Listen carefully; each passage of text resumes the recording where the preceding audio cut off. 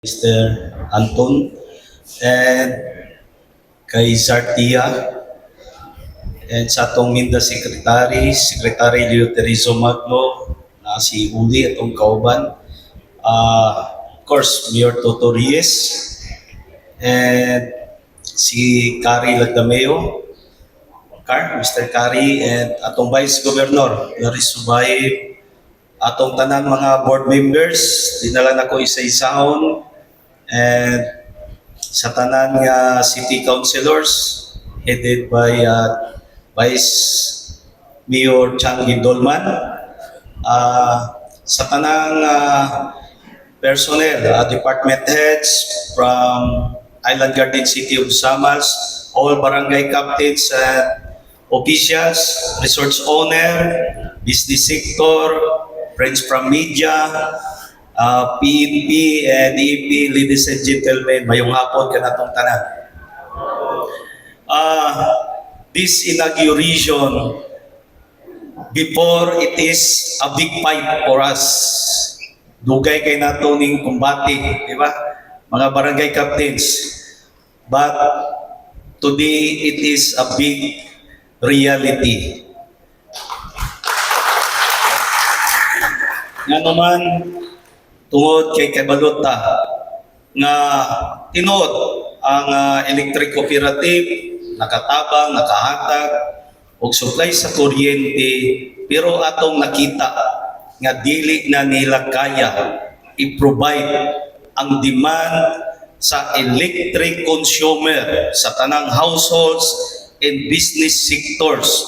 Di na nila kaya i-provide o ang serbisyo dili na competitive, kaya nangita ta og other way nga ma-improve ang delivery of services sa kuryente dinhi sa Island Garden City of Samal para nga mas mo benefits ang atong constituents, mo benefits ang atong economy para nga adunay additional progress for Island Garden City of Samal. Kay kung ang tulay mahuman sa year 2028, pero magpabilin ang serbisyo sa kuryente nga rotational brownout, walay supply nga ma-provide, useless gihapon ang tanan nga mga investment nga gihatag sa atong gobyerno in support sa Island Garden City of Samal. Kung adunay dagko kayong resorts nga ilado nga gitukod sa Samal, mga nindot nga facilities sa every resorts, pero kung dili maayo ang serbisyo sa kuryente, useless ang maong mga development o wala gihapoy ekonomiya nga mahatag nga insakto sa island tungod kay walay customer nga mosulod. Unsa man tong customer o maghukas na lang kay tungod sa kainit, di ba? Kay walay kuryente. So nakita nato unsa ka importante ang power nga maoy diri nagsukod ang development, ang mahimong catalyst sa ekonomiya. Gani ang kuryente sama sab ni siya sa diesel. Nga kung ang diesel mo taas ang presyo, unsay mo sunod, mo taas tanan ang presyo sa commodities. Kung walay diesel, walay gasolina, unsay may tabo, undang ang kanang negosyo. Pag moundang ang negosyo, wa nay trabaho. So, duha ni sila, electric power and the petroleum products. Mao diri nagsugod, mao ni baseline sa atong ekonomiya. Ikatulo ang water. Ikaupat ang peace and order situation to make the good development for our province. So, nanikamot ta o pasalamat ko sa tanan gikan sa barangay officials, from barangay captains to council, sa atong sangguniang panlalawigan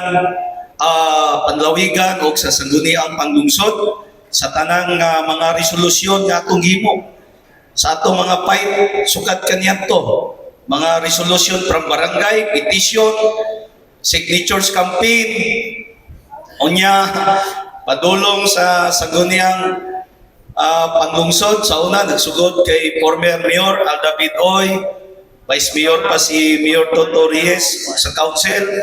Karon nagkambyo na si Mayor, si Vice Mayor na po ang Mayor, board member na po si Mayor Al. Hangtod karon pag-ulang ninyo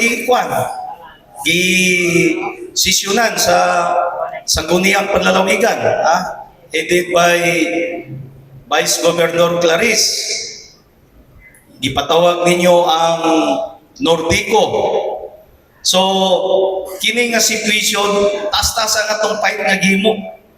Siguro, aduna tay mga 4 years nga laban. Hangtod karon continue pa ang atong laban, mag 5 years. Pero ang nakanindot, kay nana ang bunga. After na makunik ang submarine cable from mainland of Davao City connecting sa atong station din sa Kaliklik Babak, ma-distribute sa line, ma-distribute to every household, ma-distribute sa tanang resorts, development, hotels in Samal, ang magbenepisyo ang katawhan sa Island Garden City of Samal. Nganuman, adunay ang atong gipait nga magkaroon og stable nga supply sa kuryente, efficient nga serbisyo sa kuryente, and affordable rate of electricity, mahimong matuman na ang tanan. So, gawa sana, mas ma-invite na to, ma-attract pa ang uban nga mo negosyo dinhi sa sulod sa Island Garden City of Samal o makahatag ni dugang employment o dugang development for our economy in the island. Next na to nga imo isip inyong kuyagob ang tubig sa Samal. So, pwede man na to i-appeal sa provision sa tulay ang supply sa tubig, internet, pati po sa kuryente, mo request ang provision ana nga makomponent sa construction sa connector bridge para nga kumpleto ang requirement nga atong ma-provide na sa atong constituent sa Samal. And of course, di na to kalimtan ang sanitation for the island. So kinanglan natay water treatment facility, sewerage system, tarungon na to kung unsa man ang nahitabo sa ubang island na nagka-problema because of bacteria sa Samal, ato na nang i-advance daan, mao na atong himuon para nga ma-maintain nato ang kalimpyo sa dagat, kalimpyo sa environment sa island o mapadayon nato nga paspas ang pag-uswag sa Island Garden City of Samal. At magpasalamat ko sa Davao Light and Power Company sa inyong paspas na aksyon karon kay very timely ni. Ang dugay na itong gipaglaban, makaingon kong tinood yun nilang giingon nga everything's happen for a reason. Nga naman, na-approve ang rate of position sa island, karon pod ang time nga nitaas sumayo ang diesel. Di ba? O gasoline. So kung magdugay pa ni, tako kayong epekto mahitabo sa business sector o sa every households. Kaya ang genset sa Samal, ang gigamit ana is diesel ang i-provide sa city. So karon tama gyud ni makaingon ta nga very timely kay i-connect ang submarine cable so di na ta dependent sa diesel o sa gasoline o kato mga resorts nga nagagamit og mga genset murag muluag na ang inyong dugan Gamay na lang ang kuwan, kay gamay na lang bayro nun, hindi na mo mag-diesel. Pwede na to ninyo ihatag to inyo ang mga genset sa kuwa. Ipagamit na to sa mga parkland areas.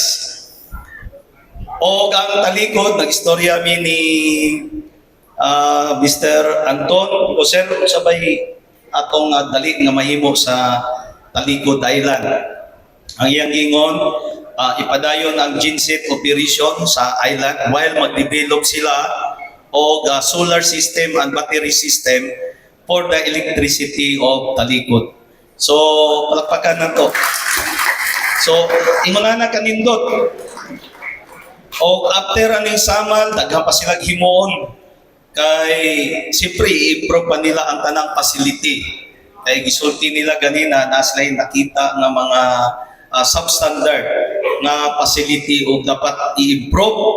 Kay from 12 megawatts, musulot ang 50 megawatts, mubuto na tanan mga line diya pag di na siya ma-improve. Una na ang management sa electricity. O ang next event na to is ang sa Midlag na po, ang from Tagum City to Talaingot, Municipality of Talaingot, just to provide the stable power and efficient services at low rate of electricity. Thank you, daghang salamat. One love more, one people, we are one. Daghan kay salamat sa atong pagtinabangay tanan, kay dili man ni mahimo sa isa kundi dili nahitabo ni tungod kanatong tanan. God bless us all.